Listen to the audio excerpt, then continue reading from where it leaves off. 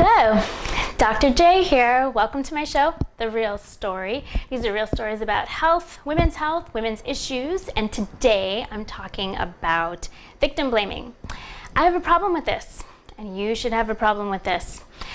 Studies show that 100% of rapes in America are caused by rapists, not alcohol, not short skirts, not the victim.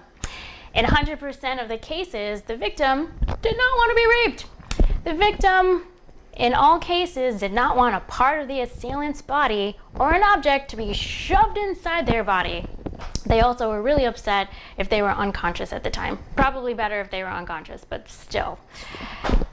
Not the victim's fault. What is going on here? How can there even be victim blaming in these situations? It's ridiculous.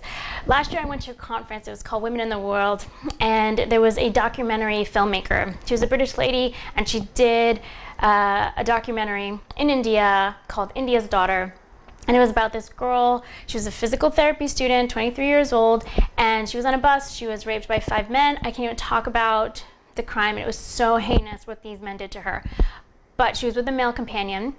The documentary filmmaker had access to the rapists, and she interviewed them. And she said, bizarrely enough, they weren't these monsters that you would think they would be. They were actually kind of nice. And she said they just had this mentality that the girl just deserved to be raped. It was justified because she was out at 9 o'clock and, she shouldn't be out that late, so they had a right to rape her. So they were not remorseful. The lawyers were not remorseful, obviously. The prominent men in the community were not remorseful. They all thought that she deserved to be raped.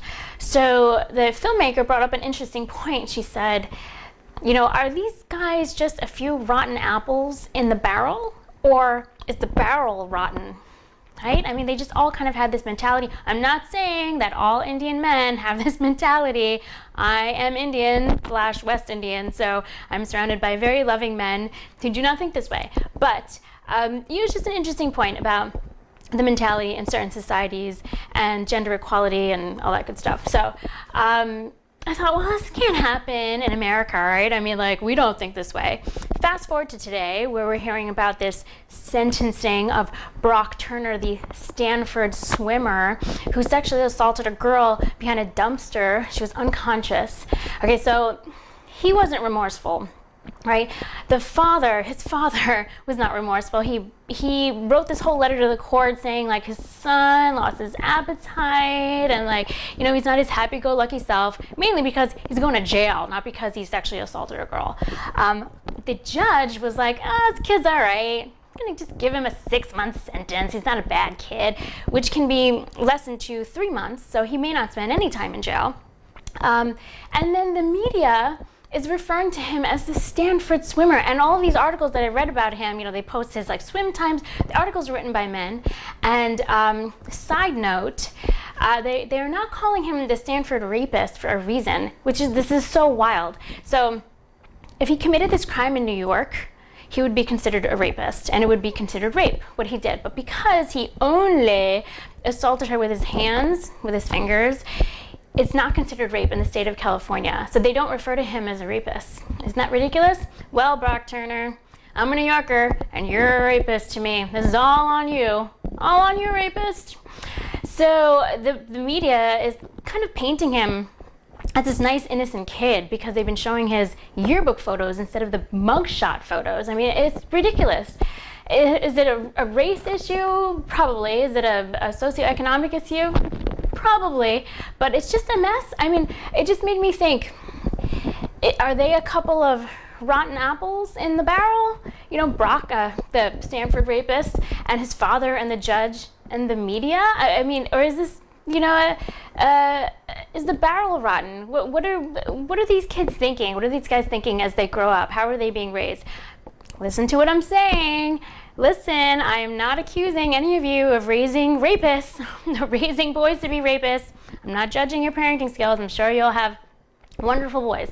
I'm just saying that I'm throwing out a question. The incidence of campus rape is increasing. I am a women's health physical therapist. I work at the Veterans Hospital. I treat female soldiers who are sexually assaulted in the military by our soldiers. So our female soldiers are being assaulted by our male soldiers.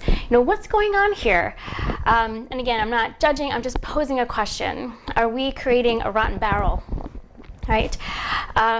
Thank God the victim in the Stanford case, she wrote this powerful long letter that was read in court and also read by, I think, 12 congressmen and women, talking about sexual violence against women, and they wanted to read this really powerful letter, which was absolutely brilliant. And she talked about her experience because there's no one talking about her, and they're saying, oh, she was inebriated as well, intoxicated, and whatever. It's so ridiculous. It should really be on punishing and teaching a lesson to the rapist,